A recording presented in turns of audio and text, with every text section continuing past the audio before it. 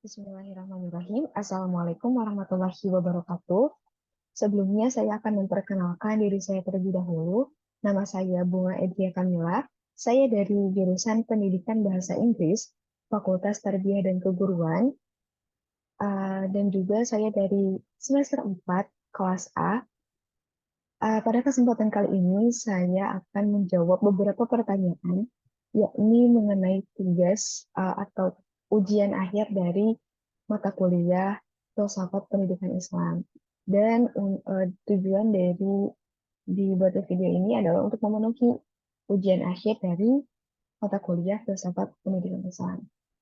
Maka dari itu, dimulai saja dari pertanyaan pertama, yaitu jelaskan apa saja manfaat mempelajari filsafat pendidikan Islam, mengapa filsafat pendidikan Islam itu perlu dikaji, dan jelaskan pengertiannya. Jadi, filsafat pendidikan Islam itu adalah sebagai hasil dari buah pikiran bercorakan khas Islam.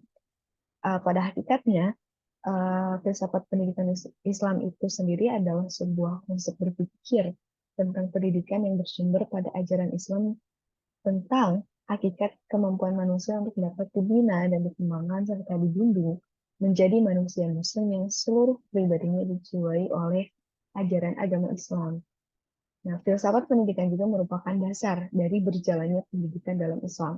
Dari sumber jurnal dan bacaan yang saya pelajari dan baca sebelumnya mengatakan bahwa pendidikan itu sama halnya dengan pemikiran manusia, di mana dalam proses berpikirnya manusia, manusia itu sendiri senantiasa berupaya berbenah diri untuk menjadi lebih baik, berpikir untuk menjadi lebih baik. Nah, demikian pula pendidikan. Pendidikan itu tidak akan selangkah lebih maju jika hanya diterima apa adanya, namun perlu adanya perbaikan dalam bentuk suatu upaya untuk um, proses berpikir secara mendalam. Nah, maka penting bagi setiap manusia atau pendidik itu untuk berfilsafat. Nah, pendidikan pula membutuhkan filsafat karena masalah-masalah pendidikan tidak hanya menyangkut pelaksanaan pendidikan yang dibatasi pengalaman, tetapi masalah-masalah yang lebih luas, lebih dalam, serta lebih kompleks yang tidak dibatasi pengalaman maupun fakta pendidikan. Nah, pentingnya mengkaji filsafat pendidikan Islam yaitu karena filsafat pendidikan Islam memberikan pandangan objektif yang mendasar tentang kebutuhan manusia terhadap pendidikan. Apalagi bila ditinjau dari ajaran Islam, di mana kemampuan dalam segala bidang kehidupan harus dikuasai. Maka filsafat pendidikan Islam itu berusaha menunjukkan arah kemana pendidikan Islam harus ditujukan. Nah, menurut Zuhairini, beliau memberikan penjelasan terhadap pentingnya filsafat pendidikan Islam, yakni bahwa filsafat pendidikan Islam sebagai bagian dari filsafat Islam, dan sekaligus juga sebagai bagian dari ilmu pendidikan. Dengan demikian, filsafat pendidikan Islam itu berperan um, dalam mengembangkan filsafat Islam sehingga pada akhirnya ilmu pendidikan akan dilengkapi dengan teori-teori pendidikan yang bercirikan filosofis Islami. Lalu Al-Syaibani memberikan penjelasan terhadap pentingnya filsafat pendidikan dengan beberapa manfaat dan kegunaan dalam dunia pendidikan, yaitu yang pertama, filsafat pendidikan itu dapat menolong para perancang pendidikan dan orang yang membutuhkannya untuk membentuk pemikiran yang benar terhadap proses pendidikan. Hal ini bermanfaat untuk seorang pendidik tentunya. Lalu filsafat pendidikan dapat membentuk asas untuk menentukan pandangan kajian yang bersifat general, termasuk kurikulum, kaidah-kaidah pembelajaran, dan kebijakan yang harus dibuat. Lalu, filsafat pendidikan dianggap sebagai asas atau dasar yang terbaik dalam rangka pelaksanaan evaluasi pendidikan. Lalu yang terakhir, filsafat pendidikan itu memberi corak dan pribadi yang khas serta istimewa sesuai dengan prinsip-prinsip dan nilai-nilai agama termasuk nilai agama Islam. Lalu yang kedua yaitu deskripsi dari ruang lingkup dalam kajian filsafat pendidikan Islam dan penjelasan mengenai filsafat pendidikan Islam dari segi ontologi, epistemologi, dan aksiologi.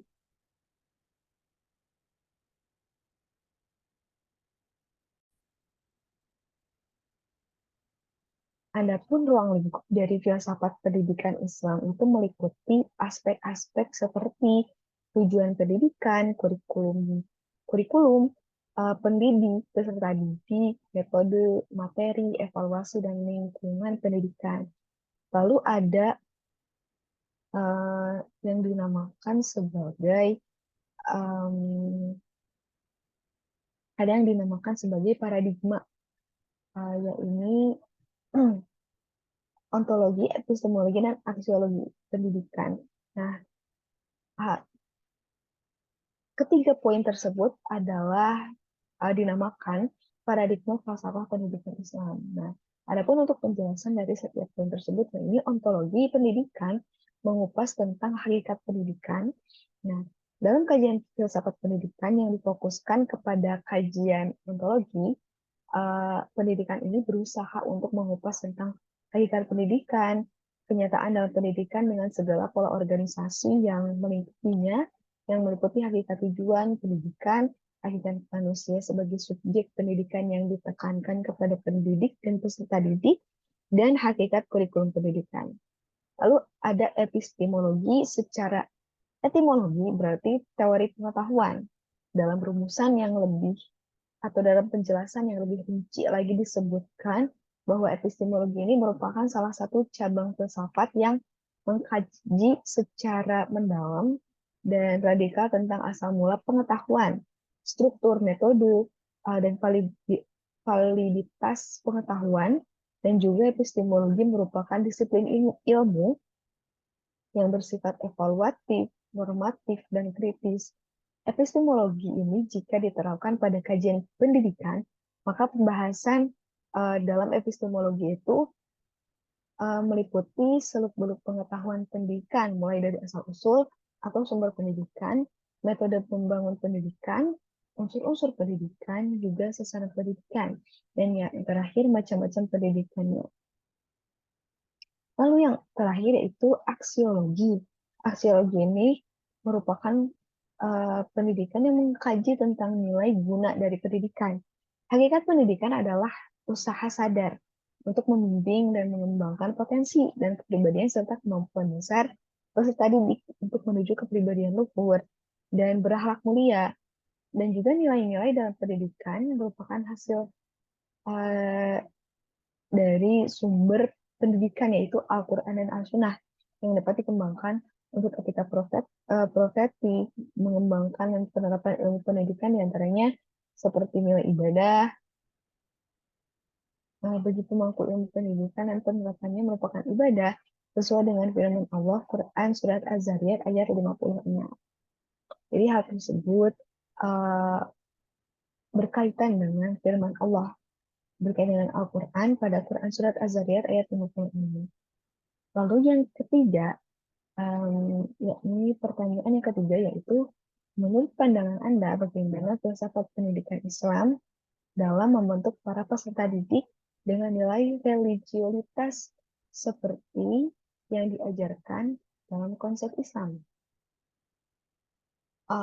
Adapun caranya yaitu melalui dakwah dan penyampaian pendidik maupun orang tua terhadap pendidikan Islam, terhadap ilmu pendidikan Islam itu sendiri. Hal ini berkaitan dengan bagaimana penyampaian berupa pembelajaran dan juga seperti sebuah atau beberapa nasihat yang seperti apa yang sampai kepada para peserta didik. Nah, seperti yang kita tahu, pengetahuan khususnya pengetahuan yang bisa membentuk peserta didik itu ada pada informasi yang dia dapatkan di lingkungan sekitarnya. Maka dakwah di sini berarti bagaimana penyampaian ilmu dan nasihat itu sendiri dapat sampai kepada peserta didik dengan baik dan juga penyampaian mengenai ilmu yang bernilai religius itu sendiri yang dapat membentuk mereka sesuai dengan konsep Islam. Yang pertama tadi yaitu melalui dakwah dan penyampaian guru maupun orang tua. Yang kedua itu dari aspek lingkungan. Lingkungan ini berperan penting dalam pembentukan karakter atau pembentukan nilai religius sesuai dengan konsep Islam. Nah, lingkungan pun berperan sangat penting dalam proses terbentuknya karakter seseorang peserta didik, bisa bentuk karakter yang sesuai dengan ciri Islam.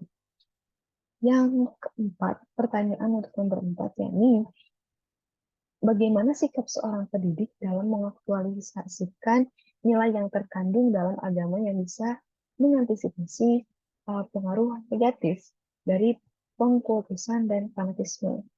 Sebagai yang kita tahu, fanatisme dan pengkultusan itu adalah di mana seseorang itu memiliki obsesi terhadap sesuatu.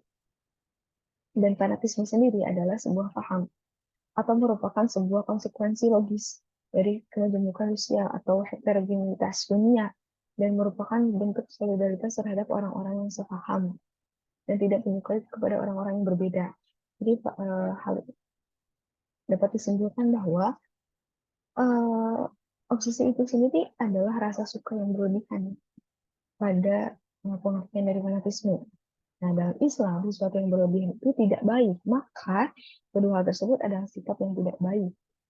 Untuk itu, hal yang bisa setiap manusia lakukan maupun pendidik untuk tidak terpengaruh dengan hal negatif tersebut adalah dengan berpegang teguh terhadap Al-Quran dan Sunnah dan juga untuk selalu berdoa seperti itu.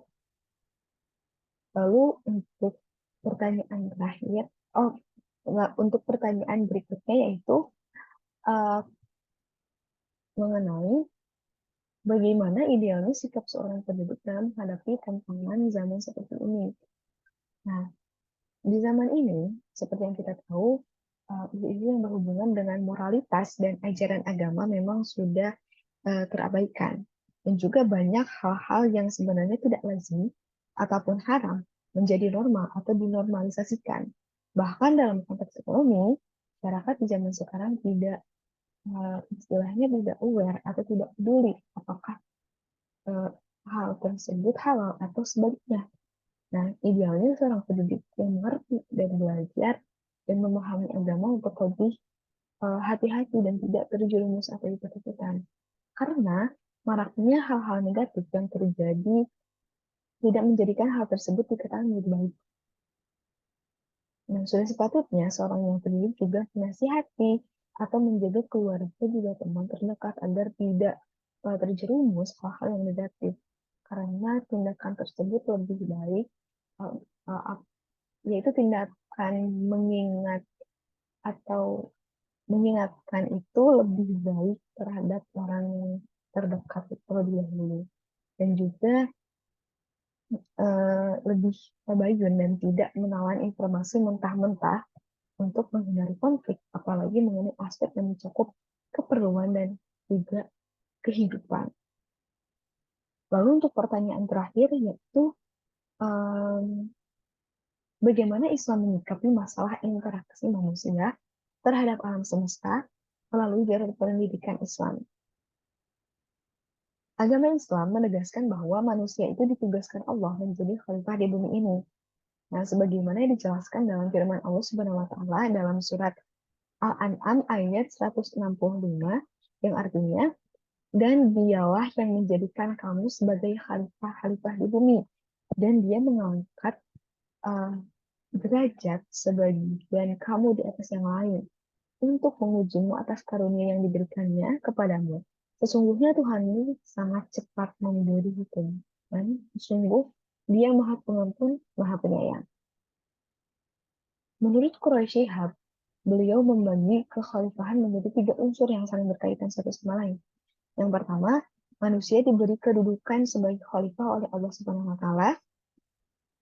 Lalu yang kedua, alam raya yang ditunjuk oleh ayat ke-21 surat Al-Baqarah sebagai bukti.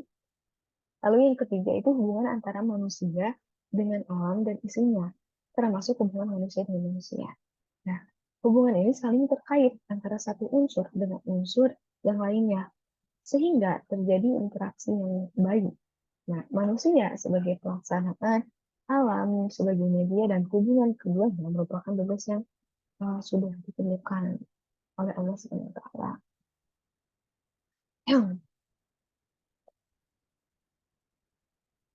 Mungkin Dicukupkan sekian jawaban dan juga dari pertanyaan-pertanyaan yang tertera. Kurang lebihnya dan mohon kurang lebih dan dimohon maaf. Kurang lebihnya mohon maaf. Wassalamualaikum warahmatullahi wabarakatuh.